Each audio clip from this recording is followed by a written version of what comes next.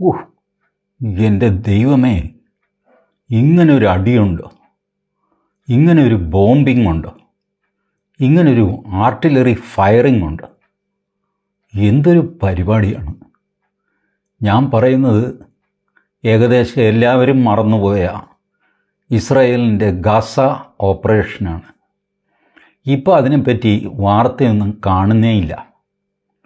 എനിക്ക് തോന്നുന്നു ലോകത്ത് രണ്ട് ആൾക്കാരാണ് ഗസയെപ്പറ്റി ഇപ്പോൾ ഓർക്കുന്നത്.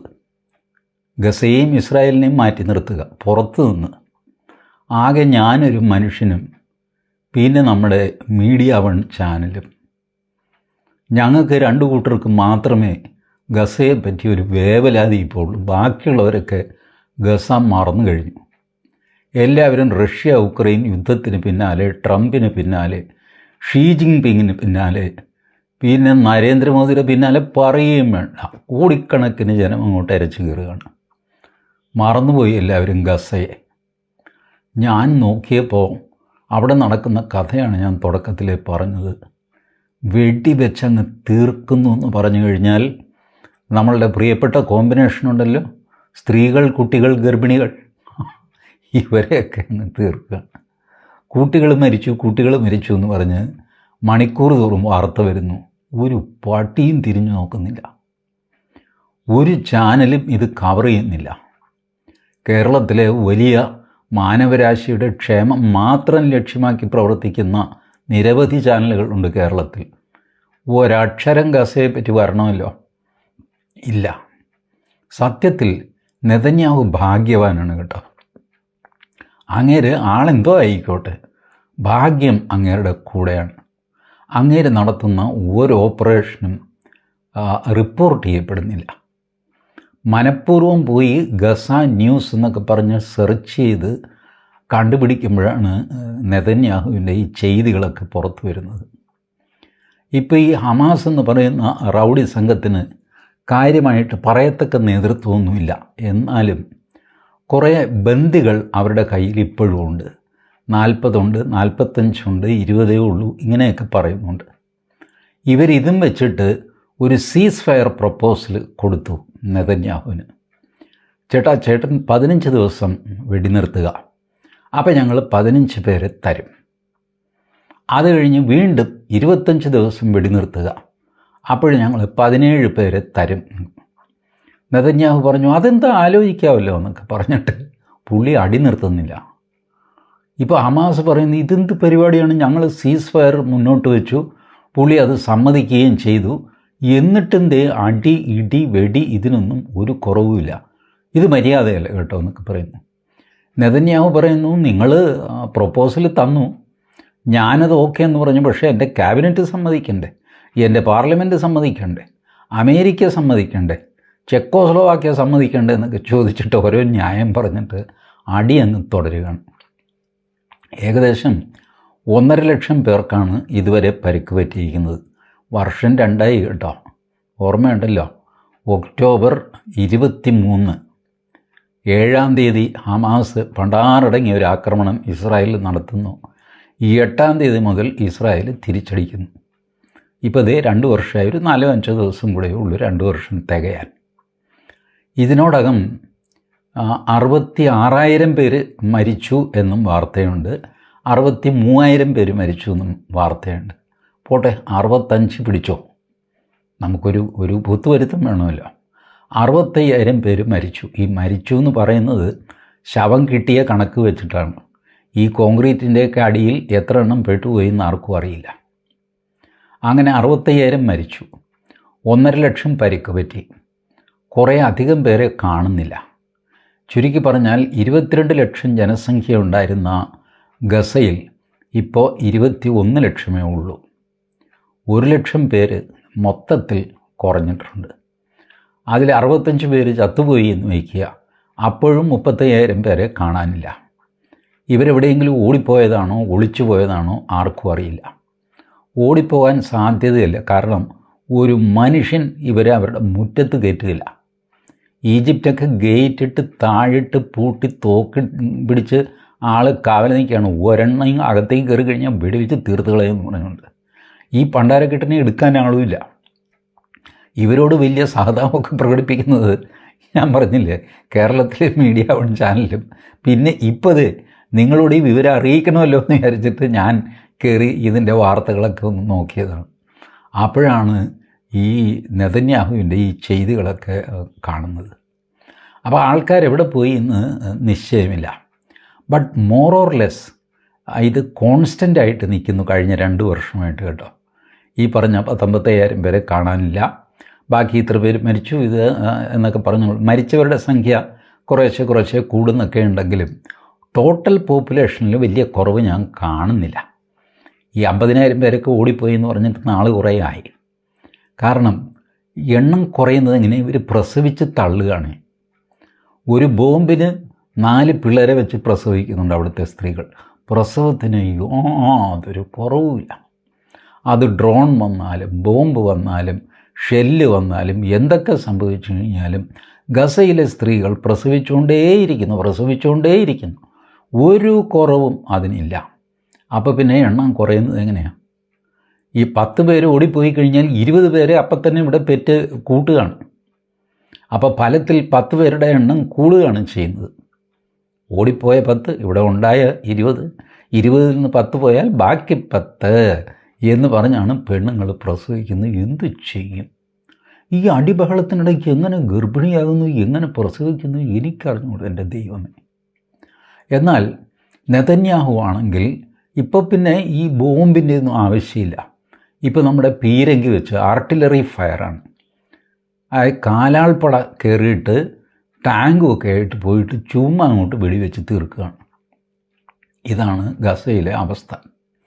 ഗസയിൽ ഇപ്പോൾ കെട്ടിടങ്ങൾ എന്ന് പറയാൻ ഒന്നുമില്ല, എല്ലാം റബ്ബിളായിട്ട് മാറിക്കഴിഞ്ഞു. കല്ലും കട്ടയും കോൺക്രീറ്റും ഒക്കെ ചേർന്ന കൂമ്പാരങ്ങളായിട്ട് മാറിക്കഴിഞ്ഞു. ദുരിതാശ്വാസം എന്ന് പറഞ്ഞത് നിർത്തി, ഇസ്രായേൽ അങ്ങ് നിർത്തി. ദുരിതാശ്വാസമൊക്കെ ഞങ്ങൾ തന്നെ കൈകാര്യം ചെയ്തോളാം. അല്ല ചേട്ടാ, അപ്പോൾ UN RWAയോ അങ്ങനെ എന്തൊക്കെയുണ്ട്, അവരോടൊക്കെ നിങ്ങൾ പോയി പാട് നോക്ക്, നിങ്ങളൊക്കെ കള്ളന്മാരാണ്, എല്ലാം ഹമാസിൻ്റെ മെമ്പർമാരാണ്, ഭരണാവലിയിൽ എന്ന് പറഞ്ഞിട്ട് എല്ലാവരെയും തല്ലി ഒളിച്ചു. എന്നിട്ട് ഞങ്ങൾ തന്നെ ഭക്ഷണമൊക്കെ കൊടുക്കാമെന്ന് പറഞ്ഞ് അവർ തന്നെ റിഫ്യൂജി ക്യാമ്പൊക്കെ ഉണ്ടാക്കി അവിടെ ഭക്ഷണപ്പൊതിയൊക്കെ ആകാശത്തു നിന്നും ഭൂമിയിൽ നിന്നും ഒക്കെ ഇട്ട് കൊടുക്കാനൊക്കെ തുടങ്ങി. ഈ ഭക്ഷണം കിട്ടാനായിട്ട് ഇതുങ്ങളെല്ലാം കൂടെ ഊത്ത പോലെ കൂടിക്കഴിയുമ്പോൾ അവരുടെ തലയിൽ ബോംബിടാൻ തുടങ്ങി. അങ്ങനെ എയ്ഡ് സീക്കേഴ്സിൻ്റെ തലയിൽ ബോംബിട്ടു എന്നൊക്കെ പറഞ്ഞ് പ്രശ്നമായി.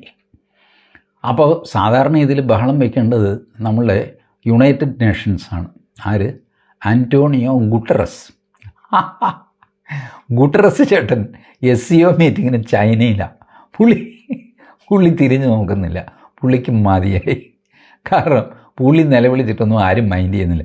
എന്നാൽ പിന്നെ എങ്ങനെയെങ്കിലും തൊലയിട്ടെ എന്ന് പറഞ്ഞിട്ട് SCO മീറ്റിങ്ങിൽ UNൻ്റെ പ്രതിനിധി പോകണം എന്നൊക്കെ പറഞ്ഞിട്ട് പുള്ളി തട്ടിക്കൂട്ടി ഫ്ലൈറ്റ് ടിക്കറ്റൊക്കെ എടുത്തിട്ട് നേരെ ചൈനയ്ക്ക് വെച്ച് പിടിച്ചു. ടിയാൻജിൻ. അവിടെ മാന്യന്മാരൊക്കെ ഉണ്ട്, പുടിനുണ്ട്, മോദിയുണ്ട്, ഷീ ജിൻപിങ് ഉണ്ട്, പിന്നെ കണ്ടപത്രാദി ആൾക്കാരെല്ലാം കൂടിയിട്ടുണ്ട്. അപ്പോൾ സുഖമായിട്ട് ചാപ്പാടൊക്കെ അടിച്ച് അവിടെ കൂടാന്ന് പറഞ്ഞിട്ട് ഗുട്ടറസ് അങ്ങോട്ട് വിട്ടു. ഇപ്പോൾ യുണൈറ്റഡ് നേഷൻസിന് പ്രത്യേകിച്ച് റോളൊന്നുമില്ല. അല്ലെ എന്ത് ചെയ്യുമെന്ന്, എത്ര പ്രമേയമെന്ന് പറഞ്ഞ് പാസ്സാക്കുക. ഇവർ പ്രമേയം പാസ്സാക്കി അട്ടിയിട്ട് 4-5 മുറിക്ക് അത് തട്ടിയിട്ട് വെച്ചിരിക്കുക. ഇസ്രായേലിനെ അപലപിച്ചുകൊണ്ട് അത് ചെയ്ത് ഇത് ചെയ്തു എന്നൊക്കെ പറഞ്ഞിട്ട് പ്രമേയം. ഇസ്രായേൽ ഈ പ്രമേയമൊക്കെ കൊള്ളാം എന്നൊക്കെ പറഞ്ഞിട്ട് അവരുടെ ജോലി നോക്കിക്കൊണ്ടിരിക്കുന്നു. ഇതിനിടയ്ക്ക് ഹമാസ് കൂടെ കഷ്ടത്തിലായല്ലോ.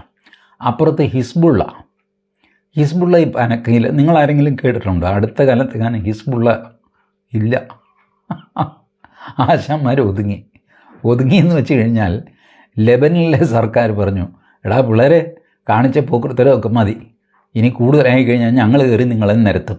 ലെബനിൽ നിന്നാണല്ലോ ഇവരുടെ ഓപ്പറേഷൻ. അല്ല ചേട്ടാ, അത് ഞങ്ങൾ ഇതാണ് അഖില ലോകം മുസ്ലിമൊക്കെ ഞങ്ങൾക്ക് അറിയാം, മര്യാദയ്ക്ക് നിന്നോളാം എന്ന് പറഞ്ഞു.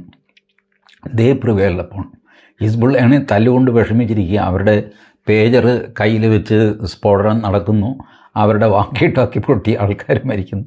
ഒന്നും പറയണ്ട.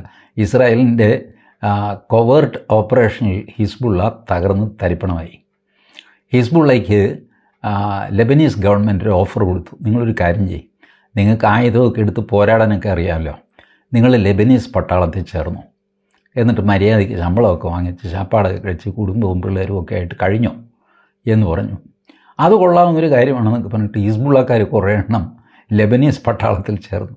ഇപ്പോൾ ഹിസ്ബുള്ളയ്ക്ക് നാഥനില്ലാത്ത അവസ്ഥയായി. അവർ ഇറാനിലേക്ക് വിളിച്ചു ആരെ? നമ്മുടെ ഖമനിയെ. ഖമനി താടിയൊക്കെ വെച്ചെങ്കിലും വയസ്സായല്ലോ, പുള്ളി കുഴമ്പൊക്കെ ഇട്ട് മുട്ടൊക്കെ തിരുമ്മി ഇങ്ങനെ ഇരിക്കുമ്പോഴാണ് ഇവരുടെ ഫോൺ. ചേട്ടാ, എന്താടാ അവിടെ? ഞാൻ ആയുധമൊക്കെ തന്നത് കിട്ടിയില്ലേ?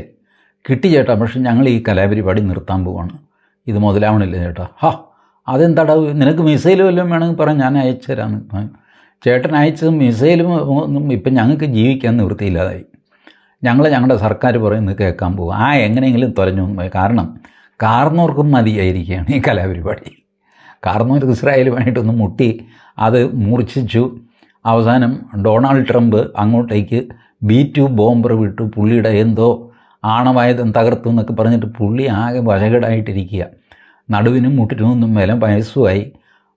കുഴമ്പിട്ട് തിരുമുക, പ്രപഞ്ചനം കുഴമ്പ്, കൊട്ടഞ്ചുക്കാതി കുഴമ്പ് ഒക്കെ ടൺ കണക്കിന് മേടിച്ചു വെച്ചാണ് പുള്ളി ജീവിതം മുന്നോട്ട് കൊണ്ടുപോകുന്നത്.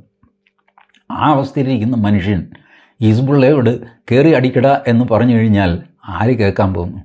ഇങ്ങേരെപ്പോഴാണ് പരലോകപ്രാപ്തിയാകുന്നതെന്ന് അവർക്ക് സംശയമാണ്. അങ്ങനെ നിൽക്കുന്നു. പിന്നെ ജീവനുള്ള ഒരു സാധനം ഹൂത്തിയാണ്, നമ്മുടെ ലെബനനിലെ ഹൂത്തി. ലെബനൻ എന്ന് പറയുന്നത് നിങ്ങൾക്കറിയാമല്ലോ, സൗദി അറേബ്യയുടെ തെക്കേ അറ്റത്തുള്ള സ്ഥലം. തെക്കേ അറ്റം എന്ന് പറഞ്ഞാൽ ശരിയല്ല, തെക്ക് കിഴക്കും വടക്ക് പടിഞ്ഞാറുമായിട്ടാണ് സൗദി അറേബ്യയുടെ ഒരു കിടപ്പ് ദിക്ക് നോക്കിക്കഴിഞ്ഞാൽ.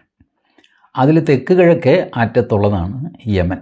സൗദി അറേബ്യയുടെ പടം വരച്ചു കഴിഞ്ഞാൽ, മാപ്പിൽ നോക്കിക്കഴിഞ്ഞാൽ സൗദി അറേബ്യയുടെ താഴെ യമൻ. ഈ യമനിലാണ് ഹൂത്തികളുടെ കേന്ദ്രം. യമൻ വാസ്തവത്തിൽ അവിടെ ഒരു ഔദ്യോഗിക ഗവൺമെൻറ്റൊക്കെ ഉണ്ട്, PLC. അതിൻ്റെ ലോങ് ഫോം എന്തോ ഉണ്ടപ്പോൾ എനിക്കറിയാമില്ല. PLC ആണ് നാട്ടുകാർ മുഴുവൻ അംഗീകരിച്ച സർക്കാർ അവരാണ്. യുണൈറ്റഡ് നേഷൻസിൽ അവിടെ ഇവിടെ മറ്റ് രാജ്യങ്ങൾ, ഗൾഫ് രാജ്യങ്ങളൊക്കെ അംഗീകരിച്ച സർക്കാർ അവരുടെയാണ്. പക്ഷേ അവരുടെ കയ്യിൽ യമൻ്റെ ഒരു 30% സ്ഥലമേ ഉള്ളൂ. ബാക്കി 70-80% വരെ ഈ റിബൽ ആയിട്ടുള്ള ഹൂത്തികളുടെ കയ്യിലാണ്. അവരെ രോഗരാഷ്ട്രങ്ങൾ അംഗീകരിക്കുന്നില്ലെന്നേ ഉള്ളൂ, പക്ഷേ സ്ഥലം അവരുടെ കയ്യിലാണ്. വടക്കൻ യമൻ ഏകദേശം അവരുടെ കയ്യിലാണ്, പടിഞ്ഞാറനും അവരുടെ കയ്യിലാണ്. 70-80% എന്ന് പറഞ്ഞാൽ അറിയാമല്ലോ, അത്രയും സ്ഥലം ഇവന്മാരുടെ ഭരണത്തിന് കീഴിലാണ്. അപ്പോൾ യമനിലെ സാധാരണക്കാരോ ഏകദേശം 2 കോടിയാണ് യമനിലെ ജനസംഖ്യ. അതിൽ 2 കോടി PLC ഭരിക്കുന്ന സ്ഥലത്തും 2 കോടി 1.8 കോടി ഒക്കെ ഈ ഹൂത്തികൾ ഭരിക്കുന്ന സ്ഥലത്തുമാണ്. ദാരിദ്ര്യം കൊണ്ട് കിടക്കപ്രതിയില്ല കേട്ടോ. പിച്ചപ്പാള ഉണ്ടായിട്ട് വേണ്ടേ തെണ്ടാനിറങ്ങാനായിട്ട്. അവിടെ തെങ്ങില്ല, അതുകൊണ്ട് ചിരട്ടയും മടിയെടുത്ത് തെണ്ടാന്ന് ചോദിച്ചാൽ അതും നിർവാഹമില്ല. ആകെക്കൂടെ കരച്ചിലും ബഹളവുമാണ്. ഒരു ദിവസം ഈ 15 മണിക്കൂറൊക്കെ കറണ്ട് പോകും. എന്ത് ചെയ്യും? കൃഷി ചെയ്യാൻ ഈ കാലമടന്മാർ സമ്മതിക്കില്ല ഹൂത്തികൾ. വിദേശത്തു നിന്ന് എന്തെങ്കിലും സഹായം, വല്ല ബ്രെഡോ സംഗതിയോ ആരെങ്കിലും കൊടുത്തു വിട്ട് കഴിഞ്ഞാൽ ആദ്യം ഇവന്മാരെ അകത്തേക്ക് പോയി അവരെടുത്ത് തിന്നുകളയും. ഹൂത്തികൾക്ക് തിന്നണമല്ലോ, അവർ ഭരണകൂടം എടുത്ത് തിന്നുകളയും. മരുന്നോ സംഗതിയൊക്കെ വന്നു കഴിഞ്ഞാൽ അവരത് തടയും. അവരുടേതായ ചില ചട്ടങ്ങളും റൂൾസൊക്കെ ഉണ്ട്. അവിടെ ഒരു മനുഷ്യൻ കടന്നു പോകില്ല. ആർക്കും, യുണൈറ്റഡ് നേഷൻസിനും ഒരു കേടുമില്ല, ഒന്നുമില്ല. യമനിലെ ജനങ്ങളുടെ കഷ്ടത ആർക്കും അറിയണ്ട. എല്ലാവർക്കും ഗസ ഗസ ഗസ, പലസ്തീൻ, ഇതൊക്കെയാണ്. എന്ത് ചെയ്യും? ഗസയിലേക്ക് ഇപ്പോൾ നമ്മുടെ ഗ്രേറ്റ തൻബർഗ്, മറ്റേ നമ്മളുടെ നാട്ടിൽ കർഷക സമരമൊക്കെ ഓർഗനൈസ് ചെയ്ത സ്ത്രീ ഉണ്ടല്ലോ, സ്വീഡനിലോ മറ്റോ ആണ് അവരുടെ വീട്.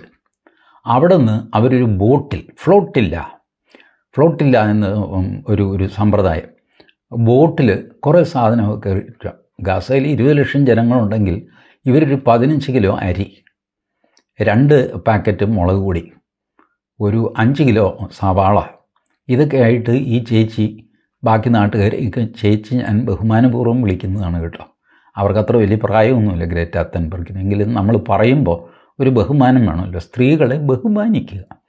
അതുകൊണ്ട് ഞാനൊന്ന് ബഹുമാനിച്ചേക്കാമെന്ന് വിചാരിച്ചിട്ടാണ് ഗ്രേറ്റ തൻബർഗിനെയൊക്കെ ചേച്ചി എന്ന് വിളിക്കുന്നത്. ഈ ചേച്ചി ഈ ബോട്ടും കയറി അങ്ങോട്ട് പോവുകയാണ്, ഇസ്രായേലിലേക്ക്, ഗസയിലേക്ക്. കഴിഞ്ഞ തവണ ഇവർ പോയിരുന്നു. ഇസ്രായേൽ ഇവരുടെ ബോട്ട് പിടിച്ചെടുത്തു, ഇവരെ കരയ്ക്കിറക്കി, എന്നിട്ട് അടുത്ത വിമാനത്തിൽ കയറി തിരിച്ച് പൊക്കോളാൻ പറഞ്ഞിട്ട് വിമാനത്തെ കയറ്റി വിട്ടു. അത് ഇസ്രായേലിന് ഒരു സംസ്കാരം ഉള്ളതുകൊണ്ടാണ്. ഇതുപോലെ ദുരിതാശ്വാസവുമായിട്ട് യമനിൽ പോയി കഴിഞ്ഞാലുണ്ടല്ലോ, ഹൂത്തികൾ ഇവരെ കടലിൽ വെച്ച് തന്നെ സ്വർഗ്ഗലോകത്തേക്ക് വിടും. അതാണ് ഹൂത്തികളുടെ ഓപ്പറേഷൻ. ഹൂത്തികളുടെ കയ്യിലാണ് ഏകദേശം ചെങ്കടൽ. അവർ വിചാരിക്കുന്ന കപ്പലുകൾ മാത്രമേ അതിലെ പോവുകയുള്ളൂ. ആകെ അവന്മാരെ പേടിപ്പിച്ച രണ്ട് രാജ്യങ്ങളാണ്, ഒന്ന് ഇസ്രായേലും വേറൊന്ന് ഇന്ത്യയും. ഇന്ത്യൻ നേവി ഒരിക്കൽ അവർക്ക് അൾട്ടിമേറ്റം കൊടുത്തു. അതേ, ഇന്ത്യൻ കപ്പലുകൾ റെഡ് സീയിൽ കൂടെ പോകുമ്പോൾ നിൻ്റെ മിസൈലെങ്ങാനും തെറ്റിയാണെങ്കിലും ശരി ഞങ്ങളുടെ കപ്പലിൻ്റെ നേർക്ക് വീണാൽ നിൻ്റെ ആന്ത്യമാണെന്ന് നീ കൂട്ടിക്കോ. ഒരൊറ്റ വരട്ട്. 1-2 കപ്പലുകൾക്ക് ഇന്ത്യൻ നേവി അകമ്പടിയും പോയി. അതോടെ ഹൂത്തികൾക്ക് മനസ്സിലായി ഇത് ഇന്ത്യയോട് കളിക്കരുത്. ഹൂത്തി പറഞ്ഞു, ചേട്ടന് ഞങ്ങളൊന്നും ചെയ്ത്, നമ്മൾ തമ്മിൽ തർക്കമില്ലല്ലോ. അത് നമ്മൾ തമ്മിൽ തർക്കമില്ല, അതൊന്ന് ഓർത്ത് വെച്ചാൽ നല്ലത് എന്ന് പറഞ്ഞിട്ട് നമ്മൾ വിട്ടു. ഇസ്രായേലിനെ പിന്നെ ഹൂത്തി നിരന്തരം മിസൈൽ അയച്ച് ഇസ്രായേലിന് നിൽക്കപ്പുറതിയില്ല. അപ്പോൾ അവർ ആദ്യം ഹമാസിനെ ഒതുക്കി, പിന്നെ ഹിസ്ബുള്ളയെ ഒതുക്കി, ഇപ്പോൾ അവർ ഹൂത്തിയെ ഒതുക്കാൻ ഇറങ്ങിയിരിക്കുകയാണ്. ഹൂത്തികളുടെ നേർക്ക്, യമൻ്റെ നേർക്ക് എയർ സ്ട്രൈക്ക്, നല്ല 1-ാം തരം ബോംബ് കുറേ കൊണ്ടുപോയിട്ട് അതിനകത്ത് ഹൂത്തികളുടെ പ്രധാനമന്ത്രി തന്നെ തട്ടിപ്പോയി. പ്രധാനമന്ത്രി എന്ന് വെച്ചാൽ നിസ്സാരക്കാരനല്ല, അഹമ്മദ് അൽ റഹാവി. ഇതൊക്കെ ഞാൻ ഈ പേരൊക്കെ എഴുതി വെച്ച് വായിക്കൊള്ളാത്ത പേരുകളാണല്ലോ ഇവരുടെയൊക്കെ. അങ്ങനെ അഹമ്മദ് അൽ റഹാവി അടക്കം ബാക്കി കുറേ മന്ത്രിമാരും ഒക്കെ ഉണ്ട്. ഇതൊക്കെ വായിക്കാൻ പ്രയാസമായതുകൊണ്ട് ഞാൻ വായിക്കാത്തതാണ്. കുറേ മന്ത്രിമാർ, ഇവരുടെ ഏകദേശം ക്യാബിനറ്റ് മീറ്റിംഗ് നടക്കുന്ന സ്ഥലം ഇസ്രായേൽ ഒരാഴ്ച മുന്നേ അറിഞ്ഞിട്ട് അവിടെ കൊണ്ടുപോയി 4-5 ബോംബ് അങ്ങോട്ടിട്ട് ഇവന്മാരെ കൂടടക്കം അങ്ങ് കൊന്നുകളഞ്ഞു. ഇപ്പോൾ ഹൂത്തികൾക്ക് നേതാവില്ലാത്ത അവസ്ഥയാണ്. ഹൂത്തികൾക്കും ഇറാൻ ആയുധം കൊടുക്കുന്നുണ്ട്. ഇതെങ്ങനെ കൊടുക്കുന്നു? ഇതും അറിഞ്ഞിരിക്കേണ്ടതാണല്ലോ. ഇവർ സൗദി അറേബ്യയിലേക്ക് ആണ് ആയുധം എന്ന് പറഞ്ഞിട്ട് ഇറാനിൽ നിന്ന് കപ്പൽ പോരും, അല്ലെങ്കിൽ വേറെ എങ്ങോട്ടെങ്കിലും ഗ്രീസിലേക്ക് പോവുകയാണെന്നൊക്കെ പറഞ്ഞ് കപ്പൽ പുറപ്പെടും. ഈ പുറപ്പെടുന്ന കപ്പൽ കടലിൽ ഇതിൻ്റെ ഡ്രൈവറുടെ കൈ ആരും പിടിക്കുന്നില്ല. ഇവനിത് കൊണ്ടുപോയിട്ട് യമനിൽ ഇറക്കും. എന്തു ചെയ്യും? ഇങ്ങനെയാണ് ഈ ആയുധങ്ങളൊക്കെ യമനിൽ വരുന്നത്. ശരിക്കും പറഞ്ഞാൽ കള്ളക്കടത്താണ്. നമ്മുടെ ഇപ്പോൾ കേരള തീരത്ത് 2 കപ്പൽ മുങ്ങിയില്ലേ? നമുക്ക് വല്ല വെളിയോ വെള്ളിയാഴ്ചയോ നിയന്ത്രണമോ വല്ലതും ഉണ്ടോ? ഒന്നുമില്ല. കാരണം ഇവന്മാർ കടലിൽ പോയി കഴിഞ്ഞാൽ അവൻ്റെ തോന്നിയാസമാണ്. സ്ഫോടക വസ്തുക്കൾ അത് ഇതൊക്കെ ആയിട്ടാണ് 2 കപ്പൽ കേരള തീരത്ത്, കൊച്ചിയുടെ തീരത്ത് മുങ്ങിയത്. 40 കിലോമീറ്ററാണ്, 60 കിലോമീറ്ററാണെന്നൊക്കെ പറഞ്ഞ് കടലിൽ ഇത് വലിയൊരു ദൂരമൊന്നുമല്ലല്ലോ. അവസാനം മുങ്ങിയ കപ്പൽ വെള്ളത്തിൽ തന്നെ കിടക്കട്ടെ എന്നൊക്കെ പറഞ്ഞാണ് ആൾക്കാരിപ്പോൾ നടക്കുന്നത്. അതിന് നഷ്ടപരിഹാരം കിട്ടിയില്ല എന്ന് പറഞ്ഞ് മത്സ്യത്തൊഴിലാളികൾ. ഉണ്ടായ നാശനഷ്ടത്തിന് കയ്യും കണക്കുമില്ല. എന്തോ വെളുത്ത തരി മറ്റേ ഗ്ലോബ്യൂൾസൊക്കെ നമ്മുടെ കരയ്ക്കടിഞ്ഞു. 2-3 ദിവസം വാർത്തയൊക്കെ ഉണ്ടായിരുന്നു, പിന്നെ വാർത്തയും തീർന്നു. എന്തായി, ഇതാര് പെറുക്കിയെടുത്തു, ചൂല് കൊണ്ട് വാരിയെടുത്തു, എന്ത് ചെയ്തു, ആർക്കും അറിഞ്ഞൂടാ. ഇതാണ് കപ്പലുകളുടെ സ്ഥിതി. അപ്പോൾ പിന്നെ നമ്മൾ ഈ അവിടെ യമനിൽ കപ്പൽ ആരെങ്കിലും പിടിച്ചെടുത്താലോ ചവിട്ടി മുക്കിയാലോ നമ്മളറിയാൻ പോകുന്നു. നമ്മുടെ തൊട്ടടുത്ത് മുങ്ങിയിട്ട് നമുക്ക് വെളിവില്ല. അതാണ് സ്ഥിതി. അപ്പോൾ കപ്പലുകളിൽ കള്ളക്കടത്തൊക്കെ ഇഷ്ടം പോലെ നടക്കും. ഈ പറഞ്ഞ നമ്മളുടെ സാങ്ഷൻസൊക്കെ ഇല്ലേ, താരിഫ് 50% താരിഫ് അമേരിക്കയിൽ. ശരി, 50% താരിഫൊക്കെ അവിടെ നിൽക്കും. ഇവിടുന്ന് ഒരു കപ്പൽ, നമ്മുടെ കൊച്ചിയിൽ നിന്ന് ഒരു കപ്പൽ അമേരിക്കയ്ക്ക് പോകുന്നു എന്ന് വയ്ക്കുക, ആരാ കടലിലിട്ട് ഇയാളെ പിടിക്കാൻ പോകുന്നത്? അങ്ങനെയൊന്നുമില്ല. ഒരു കപ്പലോ ഒറ്റയൊക്കെ പോയി കഴിഞ്ഞാൽ പോയത് തന്നെയാണ്. നിങ്ങൾക്കറിയാം, ഈ അമേരിക്ക ഇറാഖിനെ ആക്രമിക്കുന്ന കാലത്ത് ശ്രീലങ്കയിൽ നിന്ന് ഒരു കപ്പൽ നിറച്ച് തേയില ഇറാഖിലേക്ക് പോകുന്നു. സദ്ദാം ഹുസൈന് ചായ കുടിക്കാൻ വേണ്ടിയിട്ടാണ്. അപ്പോൾ അമേരിക്ക ശ്രീലങ്കയ്ക്ക് ഒരു വാണിംഗ് കൊടുത്തു, അതേ കപ്പലൊന്നും വിടരുത്, ഞങ്ങൾ ഇടയ്ക്ക് മുക്കിക്കളയും. ശ്രീലങ്ക പറഞ്ഞു, ചേട്ടൻ അങ്ങ് മുക്കിക്കോ, ഞങ്ങൾ കാശ് മേടിച്ചതാണ്, കാശ് മേടിച്ചാൽ സാധനം കൊടുക്കാതിരിക്കാൻ പറ്റുമോ? ഞങ്ങളിതേ ഇവിടെ നിന്ന് കപ്പൽ വിടുകയാണ്, സ്വാമിയേ ശരണമയ്യപ്പ എന്നും അതിൻ്റെ കപ്പൽ അവിടെ നിന്ന് പുറപ്പെട്ടു. അമേരിക്ക വിഷമിച്ചു പോയി. എന്ത് ചെയ്യും? ശ്രീലങ്കയുടെ കപ്പൽ മുക്കി എന്നൊക്കെ പറഞ്ഞാൽ അമേരിക്കയ്ക്ക് ഒരു നാണക്കേടല്ലേ? അവസാനം ആ കപ്പൽ ഇറാഖിൽ ചെന്ന് അവർ തേയില അൺലോഡ് ചെയ്തു ആണുങ്ങളെപ്പോലെ. ഇതൊക്കെയാണ് ഈ സാങ്ഷൻ, താരിഫ് എന്നൊക്കെ. ഇതൊക്കെ ആവശ്യമുണ്ടെങ്കിൽ ലംഘിക്കുകയൊക്കെ ചെയ്യും ആൾക്കാർ. ഏതായാലും ഇങ്ങനെയൊക്കെ ഇരിക്കുന്ന സ്ഥിതിയിൽ ഇപ്പോൾ ഹൂത്തികളുടെ മന്ത്രിസഭ തന്നെ സ്വർഗപ്രാപ്തി അതോ നരകപ്രാപ്തിയോ എവിടെയാണെന്ന് വെച്ചാൽ അവിടെ പോയി കഴിഞ്ഞു. ഇനിയിപ്പോൾ ഹൂത്തികൾ എന്ത് ചെയ്യും? ഇറാൻ എന്ത് ചെയ്യും? ഇറാന് പഴയ പോലെ ആരോഗ്യമൊന്നും ഇല്ലെന്ന്, വയ്യാണ്ടായി ഖമനയ്ക്ക് തന്നെ. എണീറ്റ് നിൽക്കുന്നത് പരസഹായത്തോടെയാണ്. നമുക്കറിയാമല്ലേ, ഫോട്ടോയൊക്കെ എടുക്കുമ്പോൾ നല്ല സ്റ്റൈലിനായിട്ട് നല്ല വെള്ളത്താടി ട്രിമ്മൊക്കെ ചെയ്ത് കാണും. വയസ്സെല്ലാവർക്കും ആകുമല്ലോ. ഞാൻ അങ്ങനെ കുറ്റം പറയുകയല്ല, എല്ലാവർക്കും വയസ്സാകും. അതുപോലെ അങ്ങേർക്കും വയസ്സായി. ഈ പഴുത് നോക്കിയിട്ടാണ് നെതന്യാഹു ഈ അടിയോടടി നടത്തുന്നത്. അയ്യോ, പെറ്റ തള്ള സഹിക്കാത്ത അടി. ബട്ട് നെതന്യാഹുവിൻ്റെ ന്യായം ഈ പറഞ്ഞവരെല്ലാം തന്നെ ഹമാസാണ്. ഗസയിൽ താമസിക്കുന്ന മുസ്ലിങ്ങളെല്ലാം തന്നെ ഹമാസാണ്. 5 വയസ്സുള്ള പിള്ളേരടക്കം. പുള്ളി ഇതിൻ്റെ ഫോട്ടോയെ കാണിച്ചു. 5 വയസ്സുള്ള പയ്യൻ കലാഷ്നിക്കോവ് തോക്കുമൊക്കെ ആയിട്ട് നിൽക്കുന്നു. എന്ത് പണ്ടാരം! ഇതൊക്കെ അവർ യുണൈറ്റഡ് നേഷൻസ് കാണിച്ചു. ഇതാണ് നിങ്ങളുടെ സ്ത്രീകൾ, കുട്ടികൾ, ഗർഭിണികൾ എന്ന് പറഞ്ഞിട്ട്. ഗർഭിണിയുടെ കയ്യിൽ ബോംബ്, 5 വയസ്സുള്ള പയ്യൻ്റെ കയ്യിൽ തോക്ക്, കൈക്കുഞ്ഞിൻ്റെ കയ്യിൽ വരെ ഉണ്ടൊരു പൊട്ടാസ്. ഈ രീതിയിലാണ് ആയുധം ധരിച്ചിരിക്കുന്നത് ഗസക്കാർ. അതുകൊണ്ട് വെടിവെച്ച് തീർക്കുകയെ മാർഗമുള്ളൂ എന്ന് പറഞ്ഞുകൊണ്ട് വെടിയോട് വെടി നടക്കുകയാണ്. എപ്പോൾ ഇതൊക്കെ തീരും, എവിടെ ചെന്ന് തീരും എന്ന് ആർക്കും അറിഞ്ഞുകൂടാ. അതുകൊണ്ട് ഞാനും അത് പ്രവചിക്കാൻ തയ്യാറാവുന്നില്ല. Thank you.